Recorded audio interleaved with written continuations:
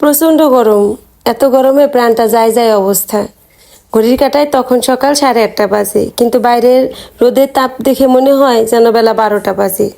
আসলাম জিমে, ঘুম থেকে উঠছি সকাল 6টার সময়। উঠে ঘরে রান্না বাড়া শেষ করে সব কাজ করে তারপরে আসছি জিমে। প্রচণ্ড গরম, জিমেও তেমন একটা লোকজন নাই, কিন্তু আমার যে ঘরে মন টিকে না, এখানে না আসলে যতই গরম পড়ুক এখানে আসছি মনটা শান্তি। তারপর নিজেকে সময় দিলাম, আর তারপরে ওইখান থেকে বের হয়ে আসলাম। এখন ভাবতেছিলাম যে বাসায় যাব কিভাবে এই রোদের মধ্যে।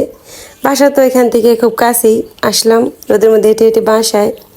ওরে গরম, বাসায়ও টেকার উপায় নেই। তারপরে আমার বড় যাকে ফোন দিয়ে বারান্দায় তার জন্য অপেক্ষা করে দাঁড়াইছিলাম। ওই যে আমার বড় যা আসলো, আবার চলেও গেল, ফুল দিয়ে গেল আমাকে। ওই দিন ছিল বৃহস্পতিবার, তো ফুল ছাড়া পূজা করতে কি ভালো লাগে। ভাবলাম আগে স্নান করে পূজাটা দিয়ে নিই, তারপরে হচ্ছে অন্য কাজ করবো। বড় যা ফুল দিয়ে গেল, আর আমি স্নান করে আসলাম, একটু শান্তি। বাবারে বাবা, কি যে গরম, অসহ্য লাগতেছিল। আর প্রতিদিন এই যে এক বালতি করে জামা কাপড় কাচা, কাপড়গুলো কাচা দেওয়া করে স্নান করে আসলাম। আর এখন এই যে ফুল দিয়ে পূজা করব। ফুল দিয়ে পূজা করলে মনটাও অনেক শান্তি লাগে। রবীন্দ্রচরণে ফুল না দিতে পারলে মনটা ভালো লাগে না। স্নান করে পূজা দিয়ে তারপরে আসলাম খেতে। ওরে ক্ষুধা লাগছে, সেই সকাল থেকে একের পর এক কাজ করেই যাচ্ছি, কিচ্ছু খাওয়া হয় নাই। ঘড়ির কাঁটায় তখন বেলা 12:30 বাজে। এখন আগে খাওয়া দাওয়া করবো, তারপরে দুপুরে রান্না বাড়া। খাওয়া দাওয়া শেষ, এখন এক কাপ চা খেয়ে তারপর সোজা চলে যাব রান্নাঘরে। আসলাম রান্নাঘরে, রান্না বাড়া শুরু। আজকে রান্না করব খাসির কলিজা ভুনা। আমার বড় ছেলে আমার ছোট ছেলের কাছে গল্প করছে যে তুমি যখন ছোট ছিলা, মা তোমাকে খাসির কলিজা দিয়ে সবজি খিচুড়ি রান্না করে খাওয়াইতো, রান্নাটা অনেক মজা হইতো। তার দাদার কাছে এই কথা শোনার পর তার হচ্ছে খিচুড়ি আর কলিজা ভুনা খাইতে মন চাইছে, তাই রান্না করলাম। এত গরমে দুপুরবেলা কিন্তু খিচুড়ি খেলে ভালো লাগে না। রান্নাঘরে এত গরম, দাঁড়ানো যায় না, খুব কষ্টে রান্নাটা শেষ করছি।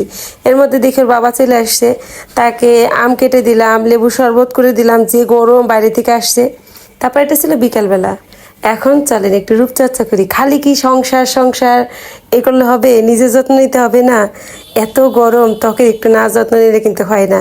বিট রস করে তারপরে মুখে দিলাম। এটা ছিল সন্ধ্যার পরে। সন্ধ্যা পূজা দিয়ে তারপরে একটু মার্কেটে গেলাম, টুকিটাকি কিছু কেনাকাটা ছিল, এগুলো করে আসলাম। আমি না তেমন একটা একা একা মার্কেটে যে কেনাকাটা করি না, আমার বোনেরা সঙ্গে থাকেই কেউ না কেউ। আজকে একা একা মার্কেটে যে ভালো লাগে না। আর এই যে লিপস্টিক কিনতে যে দেখেন আমার অবস্থা হাতের। বাসায় এসে দেখি আমাদের বাড়িওয়ালাদের গাছের আম দিয়ে গেছে। দেখেন আমগুলো যে কি স্বাদ, আর দেখতেও কিন্তু অনেক সুন্দর, বড় বড় আমগুলো। একটা খেলে বারবার খাইতে মন চায়। 7-8টা আম খাওয়ার পরেও মনে হবে কি আরও খাই। এই তো বসে বসে আম খেলাম, মার্কেটে ঘুরে আসছি, একটু ক্ষুধাও লাগছিল।